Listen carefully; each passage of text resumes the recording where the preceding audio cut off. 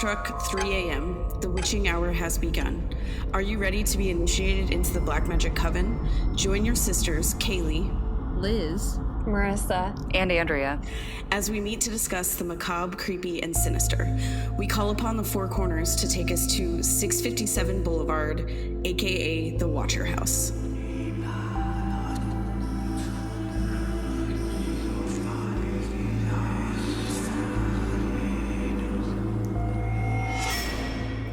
So, ladies, do you know anything about the Watcher House? I don't. I'm not familiar at all, really. I mean, it was interesting looking into this. And I mean, I found articles even from CNN and real estate companies. So it was a bigger deal than I knew. But prior to discussing this episode, I had no idea about it. Same. I was shocked, like, as big as it was, that I don't remember hearing about it at the time. Mm-hmm. Yeah, I feel like this... I'm surprised that this wasn't, like, more sensationalized when it came out, because this is, like, a really interesting kind of weird thing that... I mean, it's really not, like, hurting anyone, not to, like, you know, give away anything, but... and so it's I feel like it would have been a fun, like, flashy news story at the time, and I didn't really hear anything about it. I don't remember... I mean, to be fair, I probably wasn't really watching the news in 2014, but... That's fair, yeah. Nor do I really watch the news now, but even, like, the sources that I get the news from, I don't remember this being, like, a thing that I mean, yeah, I never had heard of it. So I was like, whoa, how did I miss this? This story was so interesting to me. I remember vaguely hearing about it, I think, when it was going on or when shortly after it went on. And it was just so interesting and unsettling to me. So you ready to learn more about it? Yes. All right. So in June 2014, Derek and Maria Broaddus had closed on their new 6-bedroom home and were getting ready to settle in. Before they had moved into the house, though, they were going to do some renovations on their new home, which was located at 657 Boulevard in Westfield, New Jersey. So I have a thought about why maybe this was not as sensationalized, because I'm a psycho and I have to, like, look too deep into things. So this town in 2014 was the 99th richest city in the United States and the 18th in New Jersey, which is like, that's a very wealthy state. Yeah. So there's like a whole of, like, not like new money, this is like old money. So yes. I wonder if that's part of why it was kept a little quieter. That makes it almost a little creepier that it's old money. Yeah. Yeah. Because maybe somebody just decided they didn't want these people here. Yeah. And the home for the couple was essentially a dream home. Maria had grown up in Westfield, and her childhood home, was just down the road. Derek had worked his way up in his company and clearly doing well because it allowed them to afford the $1.3 million home just after his 40th birthday. That's ridiculous. Yeah. So $1.3 million just turning 40. What is the mortgage payment on that? I don't even want to do the math. I can't even. I'm just thinking about, like, taxes. Oh, Yeah. So 3 days after they closed on their home, an envelope appeared in the mail. Derek, who was painting in a room inside the home, was the one to open it. In thick, clunky black handwriting, the envelope was simply addressed to the new owner. The typed note inside began warmly, "Dearest new neighbor at 657 Boulevard, allow me to welcome you to the neighborhood." However, the letter soon takes a turn as he continues reading, asking, "How did you end up here? Did 657 Boulevard call to you with its force within?" 657 Boulevard has been the subject of my family for decades now, and as it approaches its 110th birthday, I have been put in charge of watching and waiting for its second coming. My grandfather watched the house in the 1920s, and my father watched in the 1960s. It is now my time.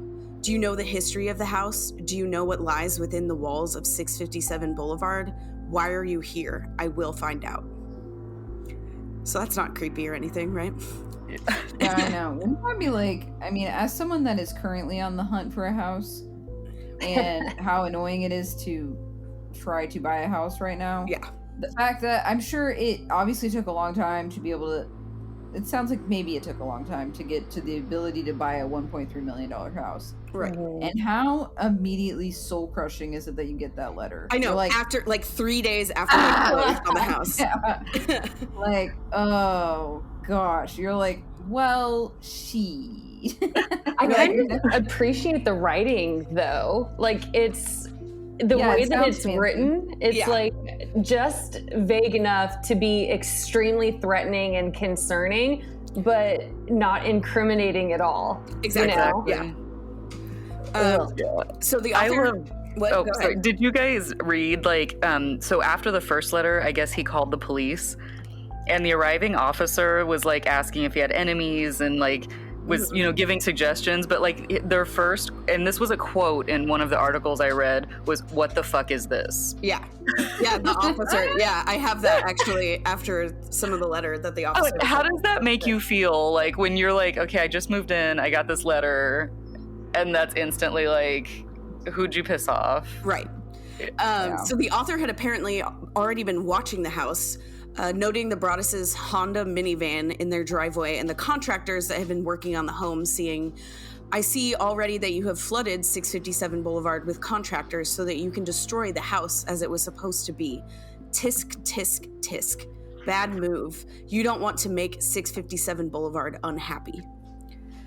The author also noted that the children who would be living in the home, who were at the time ages 5, 8, and 10, he said, or they said, I guess we don't know if it's a man or woman, you have children. I have seen them. So far, I think there are 3 that I have counted. And then they asked if there were more children on the way. Yeah. I know. Also, in reference to the children, do you need to fill the house with young... Okay, some of the letters, I will say I'm reading it exactly as I copied it from like quoting of the letter. So some of the wording is weird. So the way they write. Fancy. Yeah. Do you need to fill the house with the young blood I requested? Better for me. Was your old house too small for the growing family? Or was it greed to bring me your children? Once I know their names, I will call to them and draw them to me. Again, what the fuck? Yeah. I don't know. I feel like you should be reading this with like a transatlantic accent, like Cary Grant or something, like old timey. Okay, so there's no return address on the envelope. And the letter continues, who am I? There are hundreds and hundreds of cars that drive by 657 Boulevard each day. Maybe I'm in one. Look at all the windows you can see from 657 Boulevard. Maybe I am in one. Look out any of the many windows in 657 Boulevard at all the people who stroll by each day. Maybe I am one. The letter then ends with a suggestion that this would not be the only letter they received. Welcome, my friends. Welcome. Let the party begin. The signature, written in a cursive font, simply read The Watcher. Yeah. So am I the only one, if I'm getting a note from the Watcher, like I might leave my door unlocked just in case it's Keanu Reeves? No. Oh. I would never leave my door unlocked. If only. Right? Wait, what is he the Watcher in? Have you the Watcher? No, you guys haven't seen that with James Spader and Keanu Reeves? I don't think I have. Oh my goodness. From the year 2000. Marissa Tomei is in it too. Yeah. No, I thought everybody had seen that movie.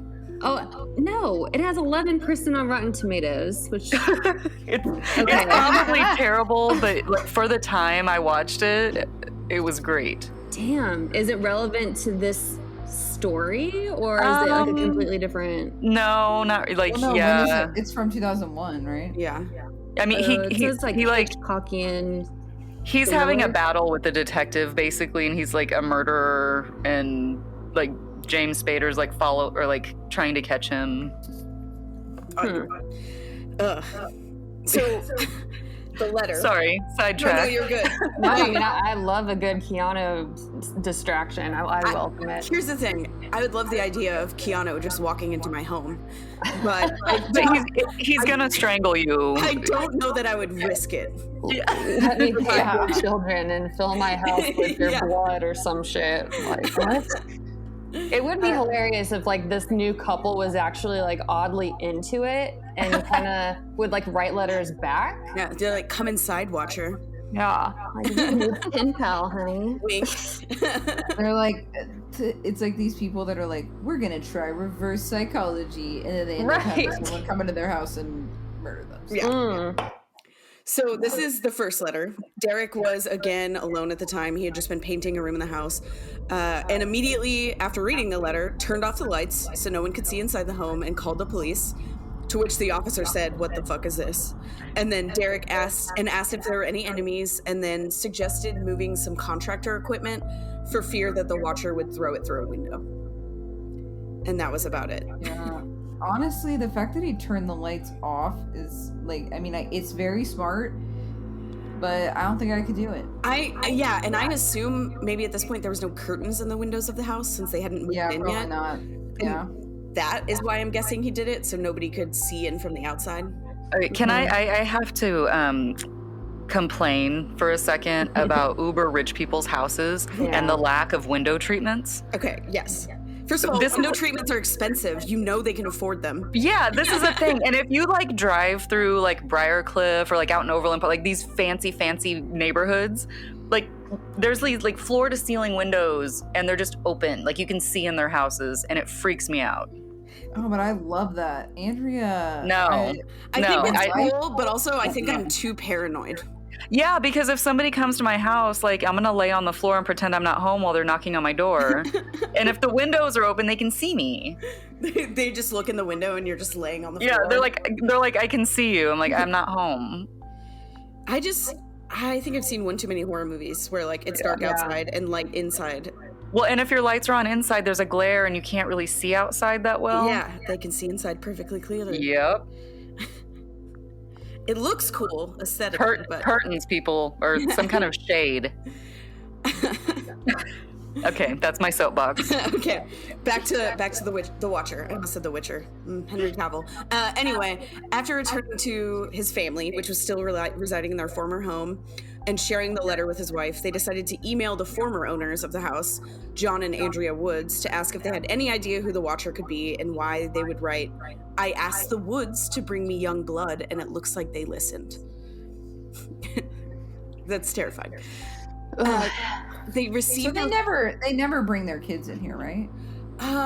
Well, the kids are at the house at some point, but not like living. But ultimately, I don't think they ever end up really living in this house. Right. Yeah. Because it gets much more. Okay, that's good. I mean, like, because smart parenting. Right. Because if you actually ever got a note like that and then allowed your children to be in that home, I would say, what the fuck is wrong with you? Yeah.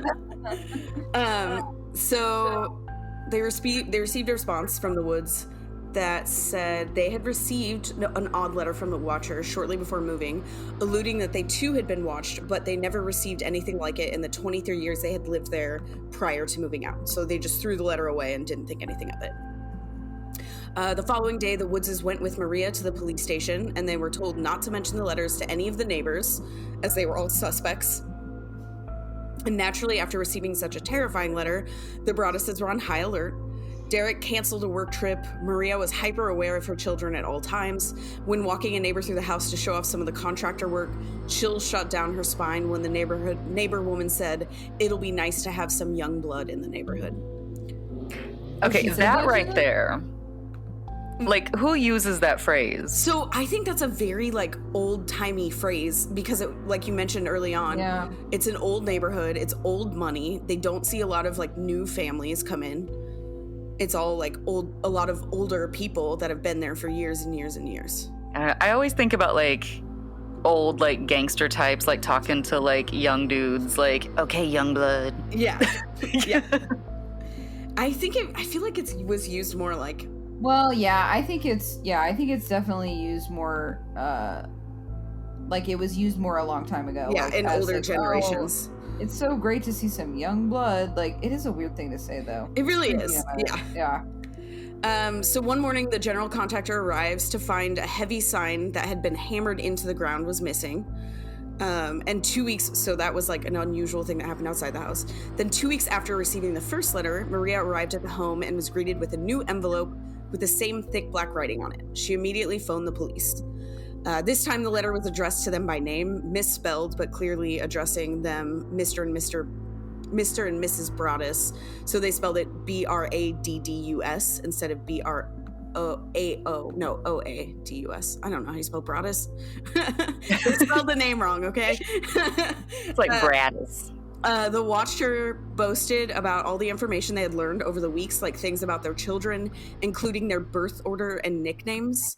I am pleased to know your names now and the name of the young blood you have just brought to me. You certainly say their names often. The letter asked about one child in particular, whom the writer had seen using an easel outside of an enclosed porch. Is she the artist in the family? It continued, 657 Boulevard is anxious for you to move in. It has been years and years since the young blood ruled the hallways of the house. Have you found all of the secrets it holds yet? Will the young blood play in the basement, or are they too afraid to go down there alone? I would be very afraid if I were them. It is far away from the rest of the house. If you were upstairs, you would never hear them scream. Will they sleep in the attic, or will you sleep on the second floor? Or will you all sleep on the second floor? Who has the bedroom facing the street? I'll know as soon as you move in. It will help me to know who is in which bedroom. Then I can plan better. All of the windows and doors. What? Yeah. Yes. Yeah. Then I can plan better. You don't want this guy planning it. No, nothing. Oh my god. Sorry, that once plan is involved, it's like Jesus. Oh, yeah, like asking. I like that you didn't react to. You'll never hear them scream. Oh yeah, because I'm just like right, totally. Yeah. So he continues. All of the windows and doors in 657 Boulevard allow me to watch you and track you as you move through the house. Who am I? I am the Watcher and have been in control of 657 Boulevard for the better part of 2 decades now. The Woods family turned it over to you. It was their time to move and kindly sold it when I asked them to. I pass by it many times a day. 657 Boulevard is my job, my life, my obsession. And now you are too, Broaddus family. Welcome to the product of your greed. Greed is what brought the past 3 families to 657 Boulevard, and now it has brought you to me. Have a happy move-in day. You know I will be watching. Ugh, this dude is bitter. There's some sort of hang up talking about greed and stuff. I don't know. Weird shit going on, yeah. Well, as much as I want to giggle about it, it's fucked up. Actually trying to put myself in their shoes and the stuff with the kids gives me goosebumps. That is so creepy. It's terrifying. Yeah. Yeah. So Derek and Maria stopped bringing their children to the home after this letter. They were now actually considered never moving into the home. Several weeks later, a 3rd letter arrived. Where have you gone to? 657 Boulevard is missing you. So this is a little background you kind of mentioned.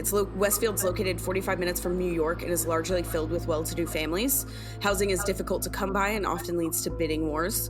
The Broaddus' home was located on the Boulevard, which was largely considered the most desirable spot. The Watcher had noted once in a letter, the Boulevard used to be the street to live on. You made it if you lived on the Boulevard. Yeah, I actually read a real estate agent interview, and it said that it would she heard stories that friends would get into bidding wars on houses, and whoever lost would be out $300,000-$400,000. Mm-hmm. I just want $300,000. Right. Can I just have that money, please?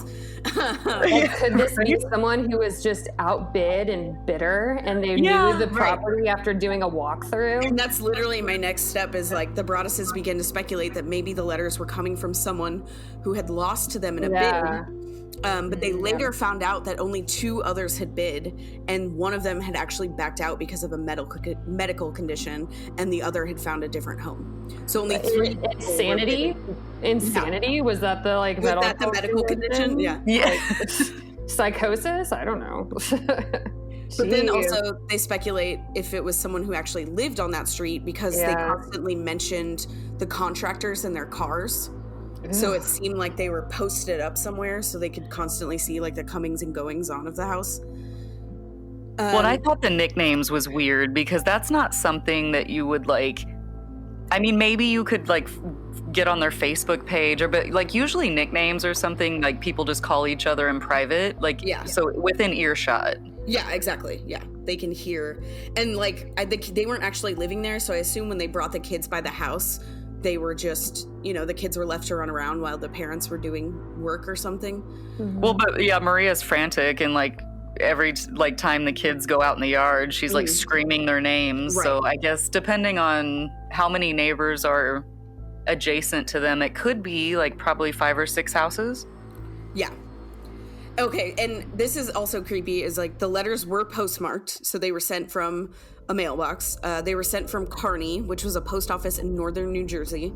The first envelope was postmarked June 4th, before the sale was public.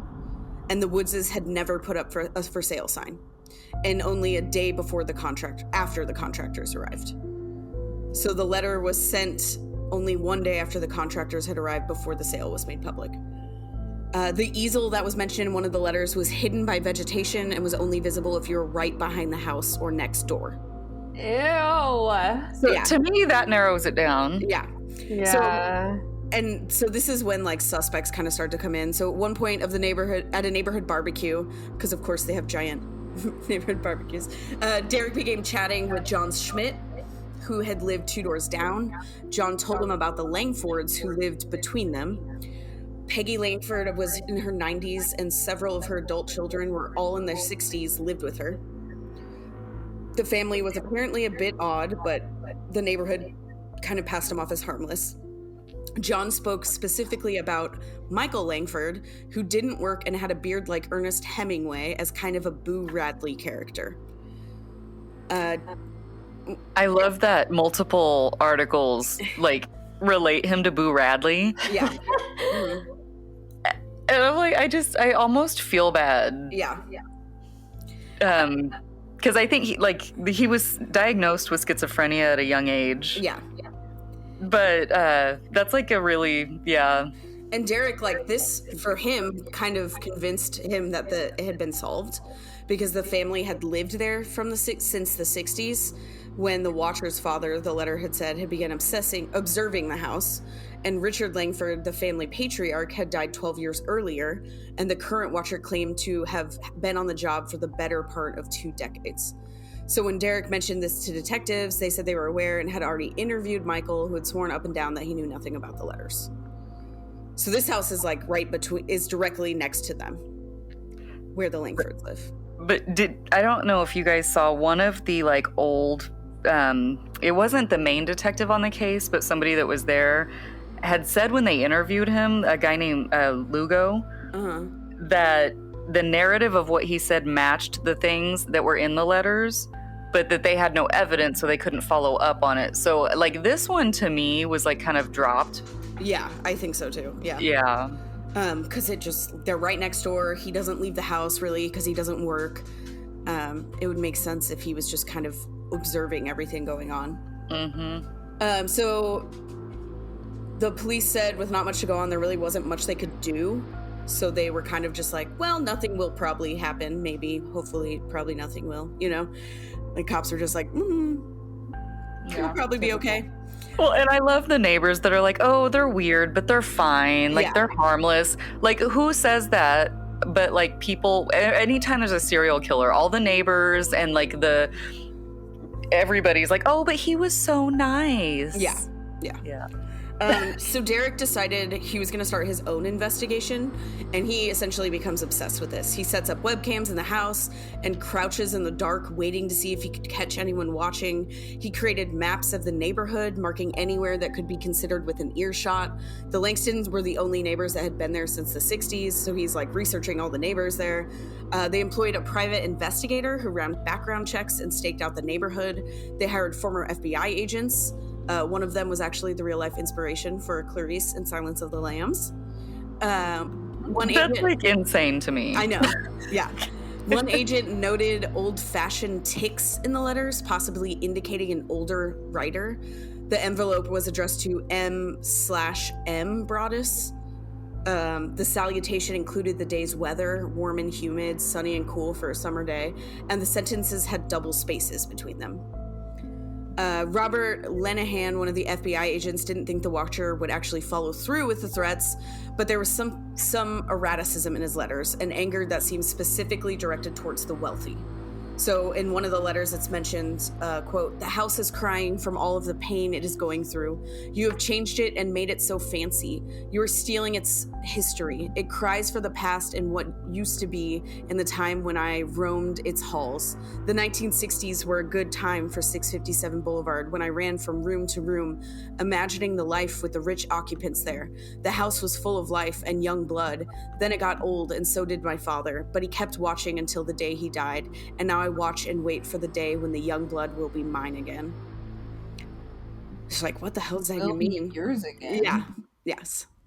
Yeah. So the person's been in the house, though. Like, that's what it sounds like. Yeah. That whoever's writing the letters has been inside the house at some point. And I bet Boo Radley, that lived next door, probably was friends with the kids. The neighbors, yeah. Yep. Mm-hmm. So the focus remained on the Langfords. The Broadduses even sent a letter to the Langfords stating that they were planning on tearing the house down, hoping to prompt a response. But there was none. So the trail eventually grows cold, following a couple of small leads, like the neighbors behind them, who had 2 chairs unusually close to the property line and would apparently sit and face the Broadduses' home. By the end of 2014, the investigation had completely stalled. The Watcher had left no fingerprints, no digital trail, nothing to catch him. They had yet to move into the home, but Derek occasionally responded to alarms in the home, sometimes in the middle of the night. They had a priest bless the home, and meanwhile, the Watcher was becoming more and more unhinged. Eventually writing, 657 Boulevard is turning on me. It is coming after me. I don't understand why. What spell did you cast on it? It used to be my friend, and now it is my enemy. I am in charge of 657 Boulevard. It is not in charge of me. I will fend off its bad things and wait for it to become good again. It will not punish me. I will rise again. I will be patient and wait for this to pass, and for you to bring the young blood back to me. 657 Boulevard needs young blood. It needs you. Come back. Let the young blood play again like I once did. Let the young blood sleep in 657 Boulevard. Stop changing it and let it alone. So they're just spiraling, right? Yeah. Whoever the Watcher is. Yeah. So they eventually move in with Maria's family and keep paying the mortgage on 657 Boulevard. They only told a couple of friends the real reason they hadn't moved into the home. 6 months after the letters had come, they decided to sell the home, but gossip spreads fast, which made the home tricky to sell. Media eventually catches word of the story, and news trucks start camping outside of the home. I just lost my place. Well, and I think I think that was about the point that they filed a lawsuit against the Woods because they thought that they should have disclosed the letter, and then the media that's how that all got out. And I don't think I ever saw how that ended up.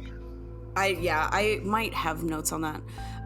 So media catches word, they start coming out. Derek and Maria denied media requests because they wanted to protect their children. The kids had not yet known the real reason they moved into the home, so they didn't really tell the kids what was going on. People online began speculating. The range of proposed suspects included a jilted mistress, a spurned realtor, a local high schooler's creative writing project, guerrilla marketing for a horror movie, and my favorite, mall goths having fun.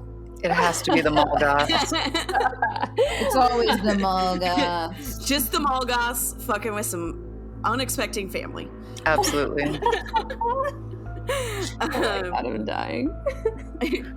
Another detective begins looking into the case and discovered that a DNA test had been run and that the DNA actually belonged to a woman. I just want to know if they DNA tested the lady that used the young blood term. I know, right? So another theory suggested that the Broadduses had written the letters themselves from a case of buyer's remorse. I just can't get behind that one. I feel like if I were to write creepy letters, they wouldn't be that complicated. No, like if I was just trying to get out of a house that I purchased, I can't imagine weaving the story that they like. Oh man, I could, but I don't think I'm talented enough. Like, I don't think I'm that good of a writer, but I would almost want to be. Is that bad? Does it? No, I don't know. I think my thing is like they would have liked the media attention. Well, and here's the thing. And instead, they were like trying to like keep it quiet, and they weren't telling their family and friends. Like, ultimately, this screwed them out of money because they weren't able to sell the house. Yeah. So you would think they could just turn around and sell the house if they had like buyer's remorse instead of, and maybe they just weren't that smart, but I assume they were smart enough to know that if they were buying. They could have even been selling interviews to media. And so like if they were really doing this for like some sort of cash grab or to get out of it, I think, I don't know, the way they reacted felt more to me like a family that was in terror. Yeah. So then in spring of 2016, the Broadduses listed the house for sale again, but anytime a buyer was notified of the letters, they backed out. So it was then proposed they sell the house to a contractor to have them tear it down and build a new property, but the neighborhood was against it because people in the neighborhood were largely convinced it was a hoax. So at this point, I think Derek had threatened like the homeowners association, I can't talk, that he was gonna like get with the VA and turn it into a halfway house if they didn't let him do this. And I wish that he would have done that in this rich ass neighborhood. I mean, that would have been awesome. Yeah, totally. Okay, so they finally found a family to rent the home, but 2 weeks after they moved in, they received a letter. Violent winds and bitter cold. To the vile and spiteful Derek and his wench of a wife, Maria. You wonder who the Watcher is? Turn around, idiots. Maybe you even spoke to me, one of those so-called neighbors who has no idea who the Watcher could be. Or maybe you do know and are too scared to tell anyone. Good move. It seemed the Watcher had been following the media surrounding the selling of the home and the letters. I walked by the news trucks when they took over my neighborhood and mocked me. I watched as you watched from the dark house in an attempt to find me. Telescopes and binoculars are wonderful inventions. 657 Boulevard just survived your attempted assault and stood strong with its army of supporters barricading its gates.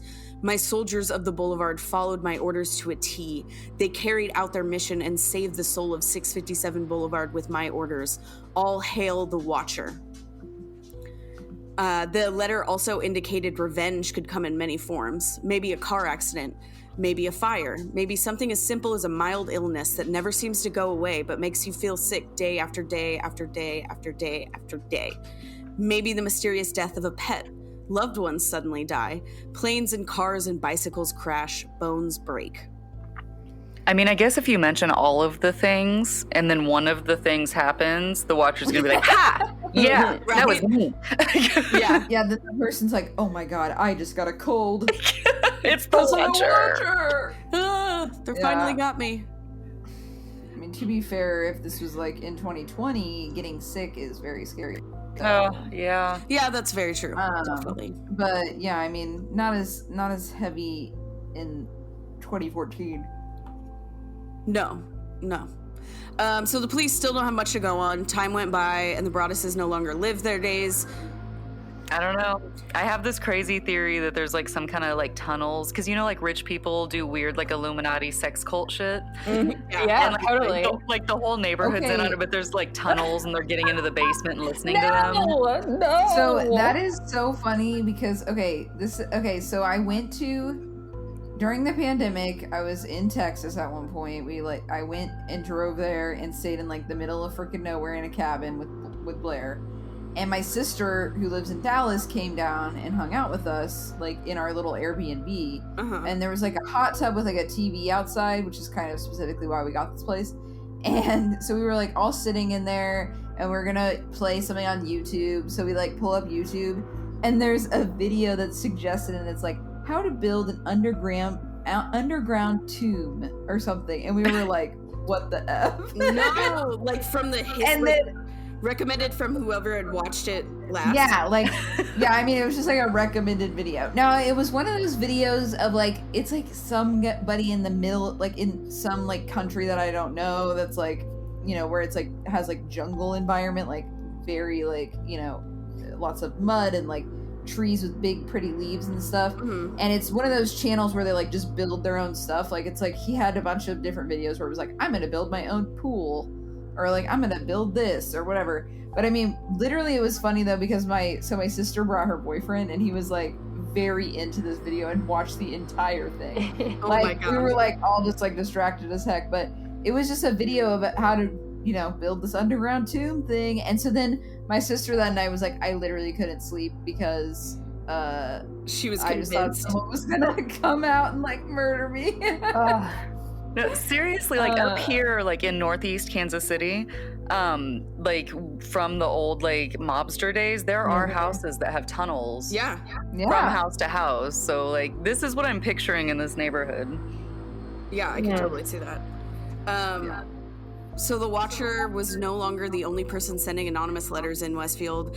Last Christmas Eve, like it was Last Christmas. one Christmas Eve, several Last Christmas, I gave you a my house, heart. Yeah. and then a creepy guy started writing me letters. Perfect. Ariana Grande's new hit. Yeah. Yes. Several families received an envelope in their mailboxes. They'd been delivered by hand to the homes of people who had been the most vocal in criticizing the Broadduses online. They were addressed Friends of the Broaddus family. Did you guys read the conclusion to that one? No. Well, is it you were despised by the house and the Watcher won? No, that Derek admitted that he sent the Christmas Eve letters. Derek did? Yeah, he did an interview with, I'm probably going to say this wrong, I think it was the New York Times, and that he was adamant that he didn't send any of the other letters, but that he admitted that he sent the Christmas Eve letters because he was like emotionally distraught and like having like he was like completely, both of them were in like a crazy manic state. Yeah, I mean, they were living in fear. Like, and so like after the city council thing, so not long after they got shot down to sell the land to the developer to tear the house down and build new houses, because they were like 600 square feet short of the requirements for the neighborhood association. Another property like a block away got approved with like much less, or they like had bigger variances in the requirements. So like he's really angry at this point. Right. But so I'm not saying that means anything. I just thought like when I read that, it kind of made my heart hurt a little bit, because I could totally see like, yeah, I'd probably be that guy. Yeah. So the Broadduses actually did successfully sell their home. They finally managed to sell it in 2019. And they sold it for $959,000, which was a pretty significant loss for them. And that is the tale of the Watcher House. It's terrible. All right. Any other comments about the Watcher House? So the only other thing that I thought was really interesting was Boo Radley's sister, Abby Langford, was a real estate agent. Oh, yeah. Now, one of their private investigators, like, did some sneaky-ish and, like, got a water bottle from her work, and her DNA didn't match. But there was also the 90-year-old mom. So, like, I still am completely convinced that it was the family next door. Yeah, that just seems to make the most sense to me. Yeah, like the whole thing just adds up to them. Now, I don't think like Michael Langford, they like said he didn't have like the intellect to write the letters, but he could see things and report to mom, and then she could write the letters. True. Yeah, like if he didn't have much going on and just like would watch the house and talk about it. And like with the sister being a real estate agent, she would have probably known the home was up for sale. She could have been mad that she didn't get the commission off of the house, being a neighbor. So I think there's a lot of motive there, and it's super creepy. Yeah, I agree. But I also don't think like they would have ever done anything like physical. No, I think they were just trying to scare them. Yeah. Because they were obviously upset when they left and didn't come back. It was like, hey, wait a minute, we're playing this game. Yeah. And then they got like super mad based on the letters. But the whole thing is very weird. And I'm surprised the new family hasn't gotten anything. Yeah, I know. And as far as I know, the Langfords still live in that house next door. I wonder if the mom is still alive, though. Maybe, yeah, I don't know. That would be interesting. I couldn't really find much about that. And it's also interesting, like, maybe they just, like, did something that pissed off the neighbors somehow. Yeah. And maybe it was, like, very unintentional, or, like, you know, sometimes people get super mad over the tiniest things. Right. That people don't even realize. They said, like, the renovations were very minor. Like, it's not like they were, like, causing lots of noise, or there was, like, dump trucks lined up down the street. Yeah, it was pretty minor. Like, I think they redid, like, some bathrooms and stuff, you know? Like, it was all internal stuff of the home. Yeah. I just need somebody to turn that envelope in to, like, 23andMe or Ancestry, because all of the DNA that's in the system now, Yeah, I feel like maybe they would get a hit off of it. that's entirely possible. Well, I think it'd be a really cool film. Cool, but like interesting film, you know? Netflix has the rights. Okay. Yeah, they do. Yeah. But I don't know that anything's in development, but there was a huge bidding war for that.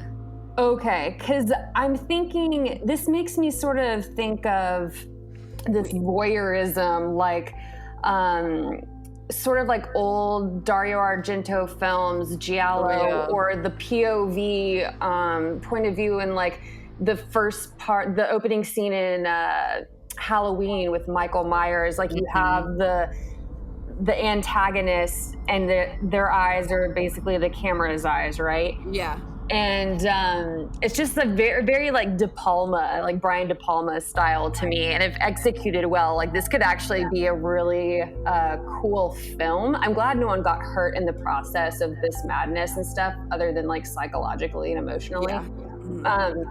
But I just feel like it's so interesting and so eerie and twisted. It's like something out of a horror novel almost. The way that it's written, all of the strange occurrences, and it's open-ended to so many different possibilities, even though it's probably very simplistic in what actually happened and the reasoning. I just think it'd be really cool to explore creatively. I agree. It does actually look like there was a movie inspired by this movie. I watched it. Story. Did you, The Watcher, the 2016 one? Yeah. Oh, no. Yeah, I watched it. Is it doesn't good? have great reviews. No. So, one thing I want to say, like, I think if somebody did this story justice and did a good atmosphere with no one getting hurt and really terrifying you the way they were, like, that would be super effective and amazing. Mm-hmm. What Lifetime did with it was they moved it to California. And I'm going to preface this. I paid $1.99 to watch this movie on Amazon Prime just because I was so intrigued. The Broadduses actually sued them, which I also don't know how that turned out, for stealing their story. But they did. They don't have kids, and it's in LA instead. Basically, this couple buys a house and they move in. And the real estate agent is terrible and is asking them about having kids and stuff. And I guess the wife had just had a miscarriage. And so, like, she's having her own trauma. And then a neighbor lady is, like, giving her baked goods. And it turns out they're calling the Watcher the Raven. Okay. In the letters that they're getting. And the wife starts hallucinating and having all these weird things. Spoiler alert, it turns out that the neighbor giving the baked goods is like putting like bath salts and stuff in the baked goods to make her like hallucinate. Bath salts? It's a movie. Okay. And I watched it. It's a movie that I watched. Yeah, and I think if you're gonna watch a movie called The Watcher, watch the Keanu one. Gotcha. Or hopefully the Netflix one does it justice. So I sacrificed and watched a Lifetime movie for y'all. It means the world. Okay, slightly off topic, but have you seen Deadly Illusions on Netflix? No. I have not. Okay, well, if you want to watch a trash, basically Lifetime movie on Netflix, Oh my god, I was dying. It's so stupid. It's got 9% on Rotten Tomatoes, so. It's so stupid. It has Charlotte from Sex and the City in it. And it's basically, she gets a babysitter, and the babysitter has to, so the babysitter tries to seduce her and her husband at the same time. Like, in two separate.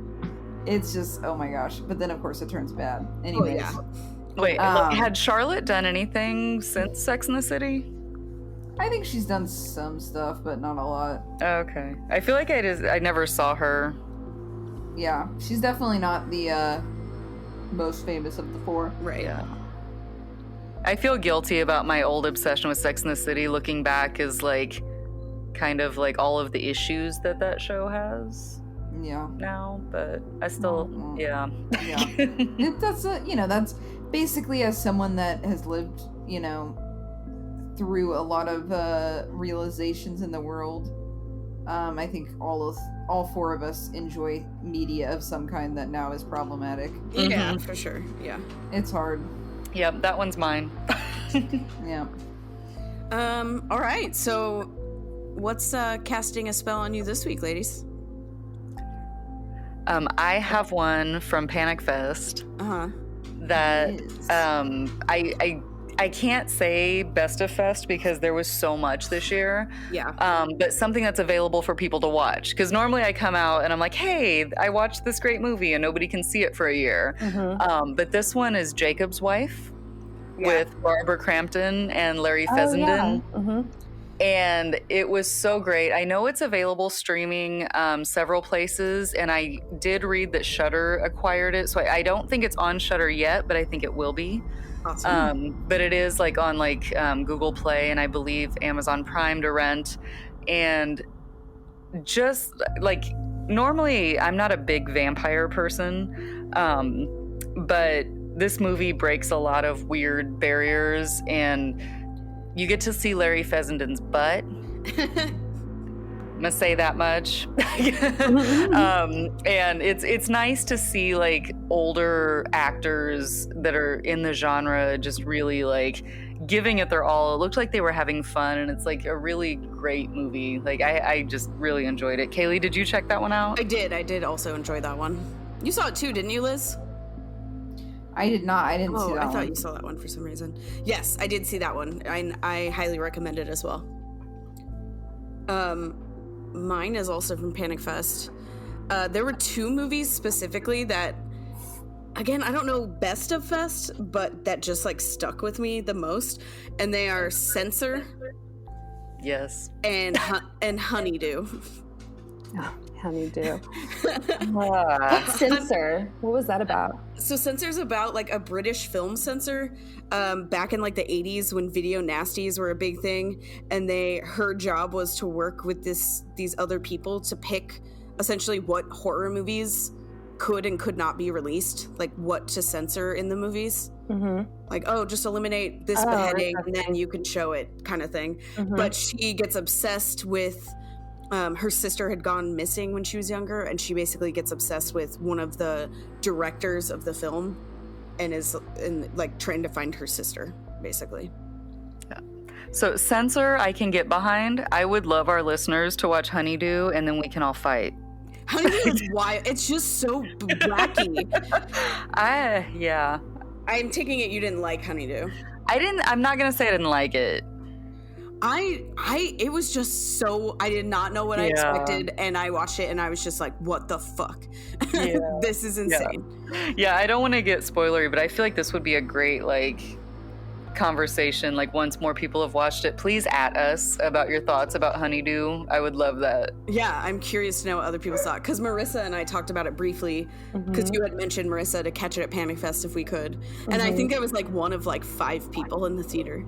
Oh yeah, and wasn't the sound design cool? It was very cool. Yeah, there was so much about the movie that I liked that I feel like elevated the story for me, like the sound design and some of the like choices the director made. But that movie it's just worth seeing because you can talk about it with somebody. Yeah, I really liked it. Yeah, that's It was another one I didn't see, but I also really liked Censor. I think Censor was probably my favorite.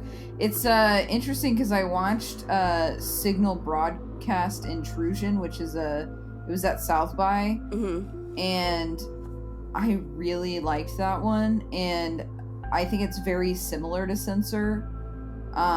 So yeah, I think they make a really good like double feature almost because they're very.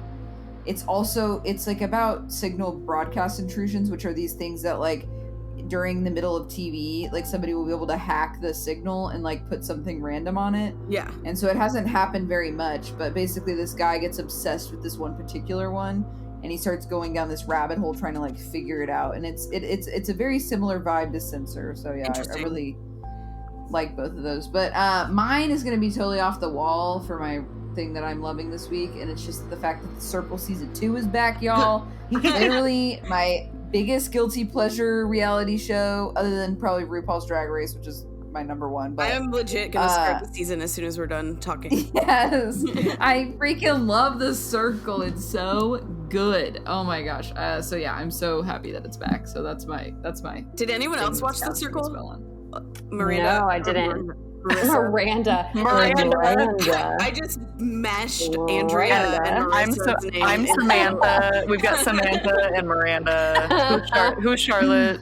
I started this podcast for telling y'all that I just woke up from a nap. I'm still tired. Sometimes people call me Mirabelle, and I'm just like, dude, like, my name is in the email. Like, yeah. What? I don't know. Anyways, you can call me Miranda if you want. No. That's only when she's referring to you and Andrea as a combined person. When we talk about cannibalism, like Miranda, we are the same person. Yeah, and we both chime in.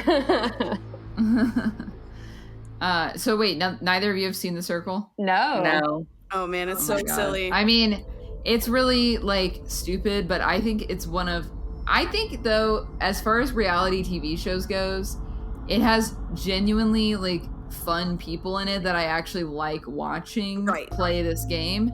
Like, because sometimes reality shows, I'm like, all these people are so annoying and like, but I love that people actually are trying to like play the game and be smart about it. Like, I'm watching with Blair, and Blair's like, oh man, this guy right here, he's playing 4D chess. Like, I mean, because like they're just like so smart about how they interact. They really with people. are. Do you guys even know what it's so about? Good. Andrea and Marissa? No, like after Flavor of Love and Rock of Love and Ray J's love show, like I stopped watching. Let me tell you what The Circle is. So The Circle is literally these people get on, and it's like they all live in their own separate apartments. They don't get to see each other at all. And they have to convince everyone else through through just regular chat. And like that they are the most popular, that they're the most popular person that's in there, and like they want to get your votes and you want to make friends. So the twist is that you can go in as a catfish, so you can go in pretending to be someone you're not. So like if you don't, I think we might have. As a person, did we talk about this? I think I talked to you about it at Panic Fest. Oh, okay, never mind. Go ahead. Yeah. So if you don't think you as a person like will win The Circle because you're not like attractive enough or something, then you could just try to use like a more attractive person's pictures, but you're a personality. Or some people think like, oh, I think that women would be the best to win The Circle because people trust women more or something. You know, like they all have their own strategies. One person is legit in this season. Actually, I won't say because I think it's a spoiler, so never mind. It's kind of fun when it happens, so never mind. Okay, but I agree, Liz. I haven't watched the second season, but the first season is so fun. Yeah, it's so good. Okay, so Marissa, how about you? What's casting a spell on you? Yeah, so my friend suggested me read this book called House of Small Shadows, and I was hesitant about it for a couple weeks because I really don't like puppets or dolls in creepy situations. So I was like, I don't know if I could read a book about it, especially like the Goosebumps book that freaked me out the most was Night of the Living Dummy. And I just, it just doesn't sit well with me. But I gave it a shot and I'm reading it right now. So it's written by Adam Neville, and he actually wrote The Ritual, we've talked about The Ritual before, the film adaptation. Oh, the Netflix movie. Yeah, so it's based on a book that he wrote that's actually his most popular book. So House of Small Shadows, oh God, the title. It's about this woman who is working for kind of like an antique dealer, and they come across a really wealthy collection of antique dolls, like a large collection of dolls. And so it's based, I think it takes place in England. I'm only about like 40 or 50 pages in, honestly, but she goes to the estate or this huge mansion to appraise all of these antique dolls that are worth like millions at this point, that date all the way back to the 1800s, that are in pristine condition. And I was under the assumption like, oh, it won't get creepy, dolls won't come into play, you know, until about like page 70, 80, and I'm on page 3 or 4, and it talks about little scurrying in the corners and stuff, and I was just like, fuck, you know. So it's filled with dolls. It's really creepy, but it's really well written. His diction is very detailed, but not annoyingly so. And just the way that he introduces characters and describes the dolls and the atmosphere is really intriguing and really sets the stage. It's really uncomfortable, but I'm enjoying the way that he writes at the same time. So I can't, I really want to just go back to it and read it, even though it contains one of my least comfortable subjects, but I'm into it. And he mentioned, my friend mentioned that it would be a really cool film adaptation eventually too. And when I revisited The Ritual the other night, I realized that it was the same author. So I kind of want to read The Ritual now too, because I like that. Yeah, so I'm I do curious too. about his writing style in that as well. But yeah, I'm super into it and always look forward to I want to get back into it and see what happens. So. Well, that is right in my wheelhouse, because I love like Puppet Master and like Dead Silence and like creepy dolls. So I just found a used copy on Amazon for $2.24. Heck yeah. Woohoo. So what you're saying, Marissa, is that tomorrow, if I sent you a picture of me with my ventriloquist dummy, you'd be really upset? Oh my God, how do you sleep at night with that in your house? It's not in my house, it's at school. It's a prop that we have in the props closet. It's really funny though, because every time I open the props closet and if there's a kid there, they're like, oh my gosh, why do you have that? Yes. And I'm like, oh my God. I'm like, well, we needed it for a show and now I'm never going to get rid of it because you never know when you might need it. Ventriloquist dummy. I'd probably mess with those kids, honestly, if I had something like that. Like leave it. I also have I have a Where's Waldo doll that also kind of creeps them out sometimes. I love him. He's really great, but he's like really old. And like, he's just something that I had personally that I brought to school because like I kind of, you got to dress up your classroom, make it like, kind of your style. So I put my Where's Waldo doll in there. So. Oh my God, your lamp. My what? No, Andrea just sent a picture to the chat. Yeah. Oh my God. So my mom had this baby doll that's like probably like antique, but the head came off. And it's porcelain and the eyes open and close. And then I had this great old like milk glass lamp that the top part had broke. So like I put the head on the top of the lamp and I think it's really cute in my house. Yeah, I love it. Yeah, although I just noticed my picture on the left fell. I need to rehang that, but it's okay. So speaking of creepy dolls, I have to see this. Ew! No, I couldn't. See, this is how my house is decorated. I don't know. There's something about dolls. Like I just can't get into it. And I was watching Valley Girl last night. Oh my God. That's another thing I'm smitten with. I'm obsessed with the movie Valley Girl now from 1983. It's the first time I watched it and I fucking adored it so much. It was so cute. I haven't seen that one. I don't think I've seen that one either. It's Nick Cage. I love Nick Cage, so I'm gonna have to. Oh my gosh, it's his first film, and I'm pretty sure it's his first movie. And it was in 1983.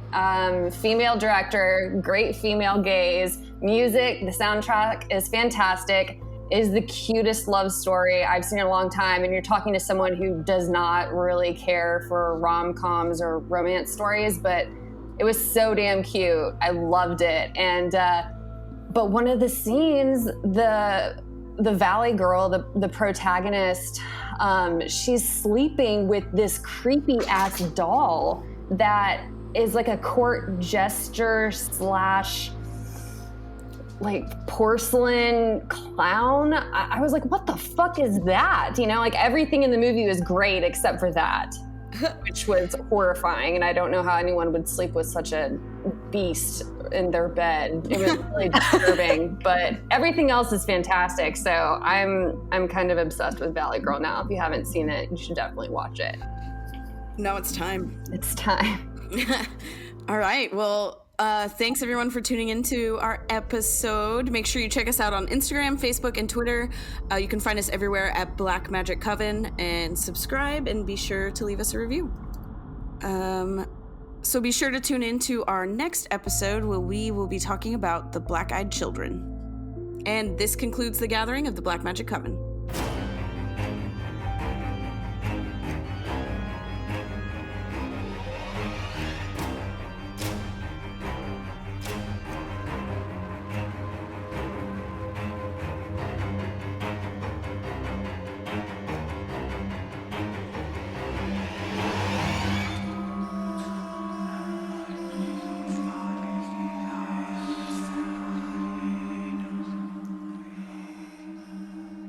You are listening to a Downright Creepy original on the Crickets Podcast Network.